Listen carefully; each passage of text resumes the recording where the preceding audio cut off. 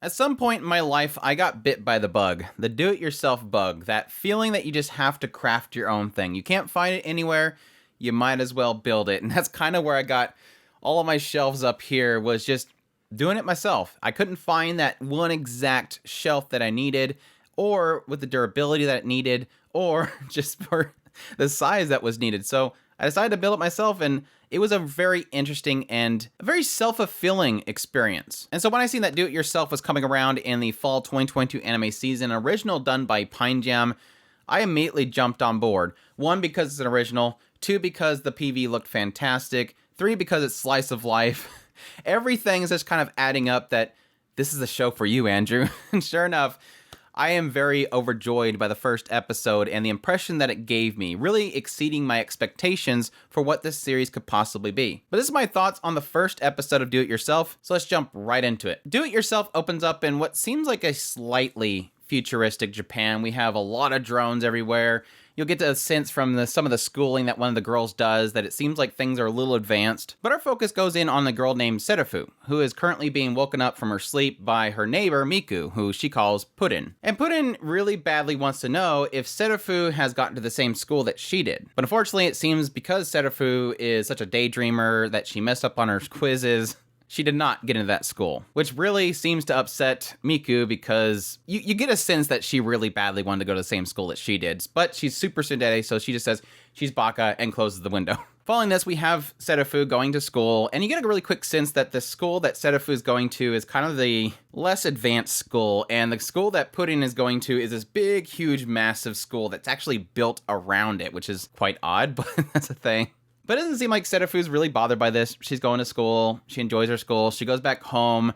Puddin likes to confront her at the end of school and point out the fact that she got to learn 3D printers and making an actual usable blood vessel that can be used in surgery, while Serufu's like, oh, we learned about history. And she's like, oh, well, you're learning about history, but we're learning about things that will advance technology. To which Serufu kind of absentmindedly says, it's not that great. And then Puddin gets mad and leaves. The following day, Serufu's heading to school on her bike, and her bike, she runs into a pole. It seems like Serufu is very prone to accidents. She's got bandages all over her face and body constantly. But as she's kind of realizing that she's going to be late to school, this girl named Rei shows up and quickly pulls out this tool belt, straps it on, and goes to work on her bike and fixes it completely before just leaving without getting thanked. But Serufu is trying to figure out who this senpai is. He's obviously really kind. She wants to thank her.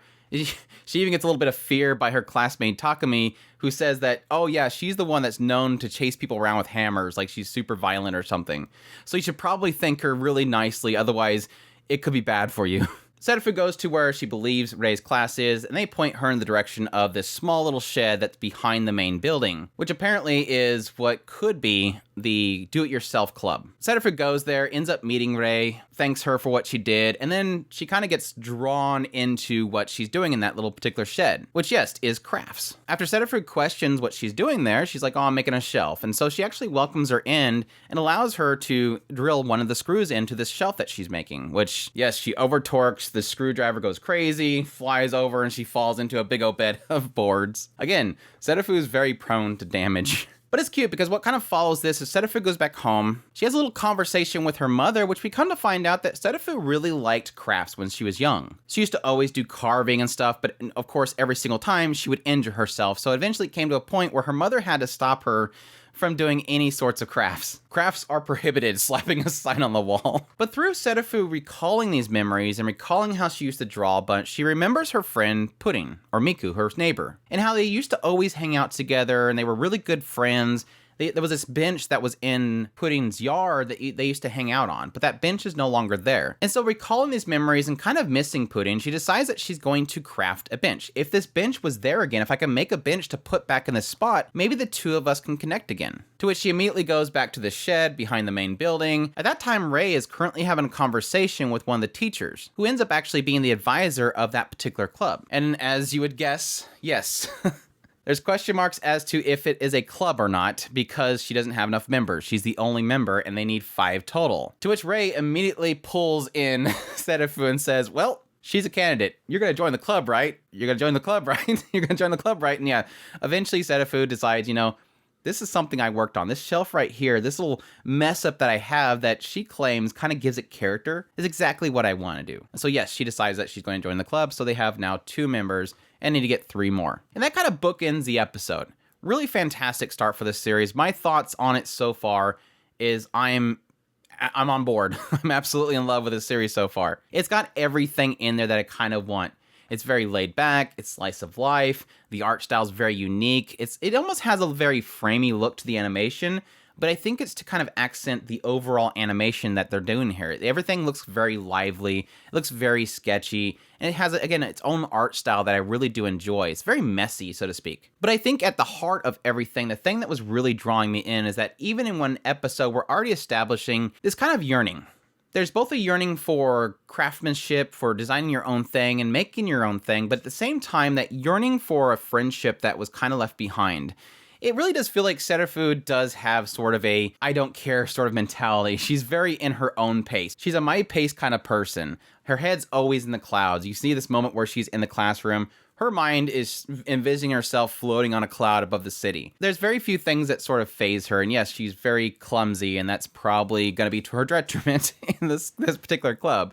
But thankfully, the advisor is also the nurse of the school, so at least we have paramedics on standby at all times. She's super klutzy. But again, they're already kind of establishing this idea of 2 friends that are kind of going their own direction. And now, while it's not the typical, okay, now she has to find new friends because these 2 were so close to each other, but it's more of an idea of, you know, focusing on something that you did enjoy, but that might turn around to reconnect you with somebody that you did have some sort of bond with. Now, Puddin obviously is not a part of the school, but they might have some sort of joint club membership thing going on in the future. I don't see Puddin in the actual layout of all the different characters that are coming to this particular club, but I mean, there's a possibility there. I think they specifically show the girl that was with Puddin working on something, so obviously there is some sort of overlay of the 2 schools to that one club. But I'm already on board. I was really surprised that Ray wasn't really the type of character I was expecting.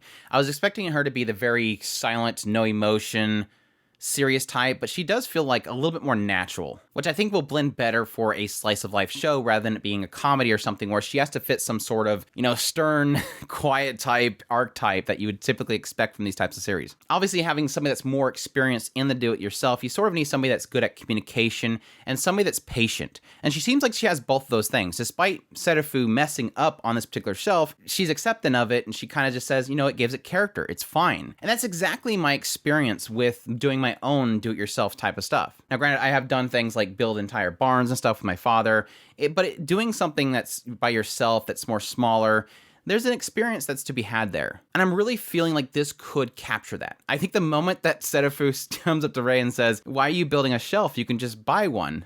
I had that same feeling that Ray did, like, excuse me?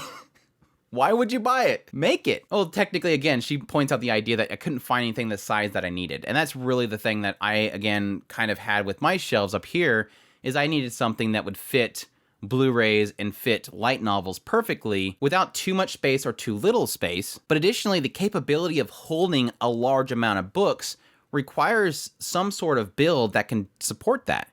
And typically with a lot of shelves that you get, it's just basically an L bracket that will slowly over time bend. And so to be able to create something that has support that you can put directly into some sort of stud, again, it's those things that you learn over time that makes it what it is. And like I said earlier, and what Setterfu experiences here, the first time you do it, you're going to mess up and it's going to look terrible. You're going to forget something, but then you learn something from it the next time you do it. You correct those mistakes. The very first shelf that I made, I didn't pre-drill, so all my screws ended up breaking all the wood, and there's a lot of cracks on some of these shelves up here. And additionally, you have the idea that when you go to stain it and you put the poly on it, you'll have a lot of cases where it's very rough, and you didn't know that you had to, sand it down again. Again, every time you do something, you make mistakes, and then you learn from it. And I think already within this first episode, I'm getting a sense that's going to be something that they will address. And I really like that. I am kind of curious if this is going to be something that's going to make some sort of statement on the past versus the future. Even to these days standards, if you go up to some random kid and say, hey, build a shelf, they're going to go, why? I'll just go down to the department store and buy it. And I think even with this particular case in this show, you'll have a case maybe possibly eventually where Pudding goes, why are you building this stuff? You can just have a robot make it. You can have a 3D printer make it. But I think it's probably going to make a statement in the idea of the fulfillment that you get from building your own stuff, that joy that you get and the learning experience that you have, and the respect that you get from the craftsmanship of it. But even still, they could also probably blend the two of them, possibly having this idea of doing 3D printing in order to make stuff for crafts. There's a lot of possibilities that are already kind of laying out here, having it being slightly futuristic, but it's still kind of in that realm of something that feels natural, feels relatable, and yes, can be a stepping point for these characters to grow. But anyways, I'm getting way into the weeds with do-it-yourself mentality and the, I guess, rewarding feeling that you can possibly get from it. But that's my thoughts on episode 1. It looks fantastic. I love the visual design. It feels very warm. It feels very welcoming. It's got some really good animation in here. I've already seen quite a bit more in the PV that just looks absolutely fantastic, and I cannot wait to see what Pine Jam does with this series. It is really one of those ones up there for me for this season that I'm most excited for. But we'll see where it goes from here. That's my thoughts on Do It Yourself. Hope you guys enjoyed this video. As always, if you did, make sure to hit that like button down below. Comment. Let me know what you thought of the episode, or if you're going to be checking it out. Additionally, if you're new to the channel, make sure to hit that subscribe button so you get all my content. I do news, reviews, first impressions, top lists. If it's anime, it's pretty much here. Additionally, if you want to support the channel more, we have a Patreon link, a tips link, and a super thanks button down below. I greatly appreciate everybody that considers, and y'all take care.